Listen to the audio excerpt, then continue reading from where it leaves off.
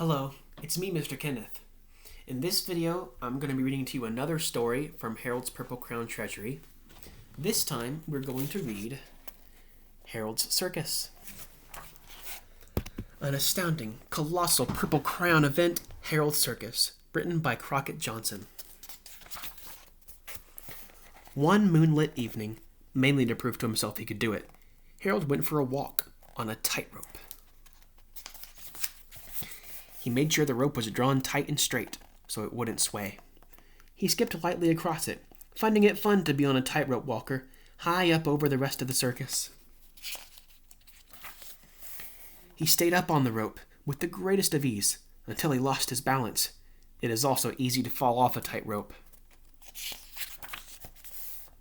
Harold fell, twisting and turning, with his purple crown tight in his hand. By a stroke of luck, a comfortable-looking curve appeared beneath him, and he landed on an elephant's trunk.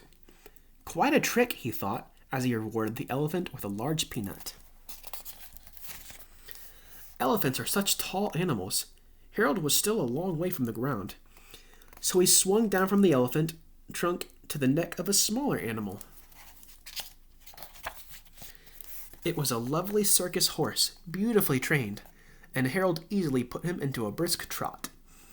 Harold rode with no saddle, in a splendid exhibition of circus riding.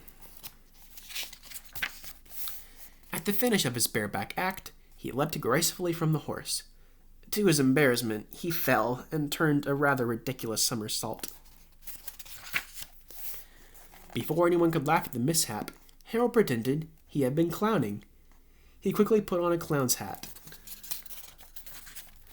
He put on a clown's smile on his face, and he acted silly, like a clown. Finally, he took off the hat and smile. He gave them back to the clown. The real clown was extremely funny, and Harold laughed and laughed at him. This, Harold told himself, probably was the best circus he had ever seen in his life. Like all circuses, it had a fat lady. She was really amazingly fat. And of course, there was a very tall man. He was really astoundingly tall. Next to him was a very small man. And there was another man, a lemonade man. He had a great tank of lemonade. Harold stopped for a drink of it, through a straw. It was quite refreshing. He left some money on the counter to pay for the drink and went on, looking for the man who was shot out of a cannon. Harold wasn't sure what a man who was shot out of a cannon would look like. But anyway, he wasn't there, though the cannon was nearly ready. A circus can't wait. There was only one thing to do. The cannon fitted Harold perfectly. Oh boy. He got into it, and he shot out of it. He went up fast. He sailed to the top of the circus, where the trapezes are, and the flying rings. He reached out, and he caught onto a flying ring. He swung far out onto it. He let go, doing a startling flip-flop in the air, and he dived straight down. He was sure the elephant would be there to catch him again. Once more, a reassuring curve appeared beneath him. But he landed surprisingly hard. This was no elephant's trunk. It was the tail of a lion. Somehow, a lion had gotten loose in the circus. Before anyone could recognize the danger and become alarmed, Harold was at work, getting the lion into a cage. He got into the cage himself, with nothing but a lion tamer's chair. Then, like the bravest of lion tamers, he faced the lion.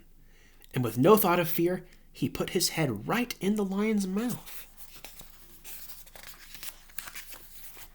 After he took his head out of the lion's mouth, it occurred to him that lions have big teeth. And suddenly, he became a bit frightened at how brave he had been. But his own feelings didn't matter, Harold told himself as he left the lion's cage.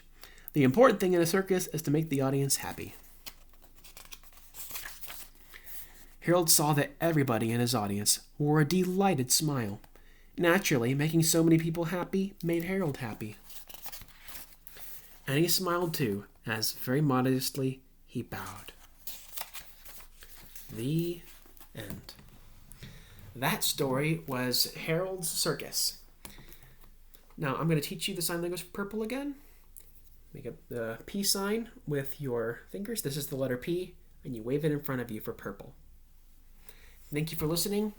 Next time, we're going to read the last Harold story. I'll see you then.